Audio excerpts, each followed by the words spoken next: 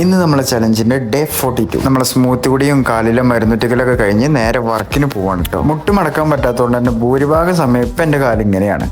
അങ്ങനെ നമ്മൾ ജിമ്മിലെത്തി, നമ്മളെ ക്ലയന്റ് വന്നിട്ടുണ്ടായിരുന്നു കേട്ടോ. അപ്പോൾ അവനെ ട്രെയിൻ ചെയ്തു. അതിനുശേഷം നമുക്കിന്നൊരു ഹോം ട്രെയിനിങ് ഉണ്ടായിരുന്നു കേട്ടോ. ആദ്യമായിട്ടാണ് ഹോം ട്രെയിനിങ് ചെയ്യുന്നത്. അപ്പോൾ അതിന് പോയി. അത് കഴിഞ്ഞ് അവിടെ തന്നെ നമ്മൾ ബ്രഞ്ച് കഴിച്ചു. എന്നിട്ട് നേരെ പ്ലാന്റ് പോയി ഒരു കോഫി കുടിച്ചു. അതും കഴിഞ്ഞ് നേരെ മുടി വെട്ടാൻ പോയി. നമ്മളെ ചെക്കൻ അവിടെ തിരക്കിലാട്ടോ. അവൻ്റെ തിരക്കൊക്കെ കഴിഞ്ഞ് നമ്മൾ മുടി വെട്ടാൻ സ്റ്റാർട്ട് ചെയ്തിട്ടുണ്ട്.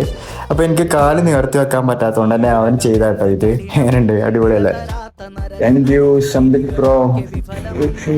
അങ്ങനെ മുടിവെട്ടലും കഴിഞ്ഞ് നേരെ വീട്ടിൽ പോയി ലഞ്ച് കഴിച്ചു കേട്ടോ. ഈവനിങ് വർക്കൗട്ടിനും ട്രെയിനിങ്ങിനും വേണ്ടിയിട്ട് ജിമ്മിൽ പോകട്ടോ. ഇപ്പൊ ഏറെക്കുറെ ഇങ്ങനെയാണ് എൻ്റെ നടത്തം.